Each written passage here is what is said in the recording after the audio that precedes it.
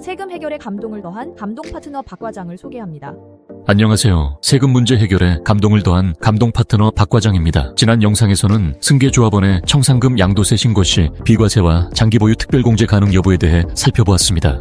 오늘은 승계조합원 청산금 양도세 계산과 관련하여 네 번째 이야기로 세율을 어떻게 적용해야 되는지 개인적 의견과 함께 말씀드리겠습니다. 네 번째, 승계조합원이 증가한 청산금에 대해 양도세를 신고하는 경우 적용할 양도세 세율은 어떻게 될까요? 원조합원은 종전주택 취득일부터 소유권 이전 고시일 다음 날까지 보유기간을 계산하기 때문에 통상 2년 이상의 보유기간을 충족하여 일반 세율 적용이 가능합니다. 하지만 승계조합원은 입주권 취득일에 따라 단기 보유 세율이 적용될 가능성이 있습니다. 소유권 이전 고시일 전 2년 이내 입주권을 취득하였다면 단기 보유 세율 적용은 분명해 보입니다. 하지만 재개발, 재건축의 특성상 사업기간이 비교적 장기간이므로 입주권 취득 후 수년이 지난 후 완공되는 사례가 많습니다. 이때 승계조합원의 보유기간을 어떻게 보는지에 따라 세율 적용이 달라지게 됩니다. 입주권 취득일부터 소유권 이전 고시일 다음 날까지 보유기간을 계산하여 2년 이상이면 일반 세율 적용이 가능할까요? 아니면 주택이 된 시점인 사용 승인일부터 양도일까지 2년이 경과하지 않았으니 높은 당위 보유 세율을 적용해야 할까요?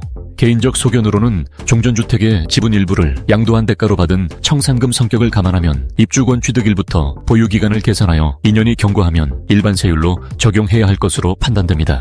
하지만 이 또한 예단하지 않고 현재 세법 규정대로 판단하면 양도일 현재 주택을 양도하는 것으로 보아 승계조합원의 주택 취득일인 준공일부터 보유기간을 계산하여 2년 미만이므로 단기 보유 세율을 적용해야 될 것 같습니다. 판단이 명확하지 않아 국세청에 질의 응답도 해보았지만 주택인 기간은 2년 미만이므로 단기 보유 세율 적용해야 된다는 의견도 있고 입주권일 때, 주택일 때 각각 안분하여 세율 적용해야 된다는 의견도 있습니다. 일반 세율 적용할 때와 단기 보유 세율 60% 적용할 때 세금 차이는 10배 이상 차이가 나기도 합니다. 승계조합원의 청산금 양도 시 어떤 세율을 적용할지 깊이 고민될 수밖에 없습니다. 또한 양도세 계산뿐만이 아니라 입주권 매매 계약 당시 청산금에 대해 원조합원, 승계조합원 서로 어떻게 약정했는지에 따라 새로운 이슈가 발생될 수도 있습니다.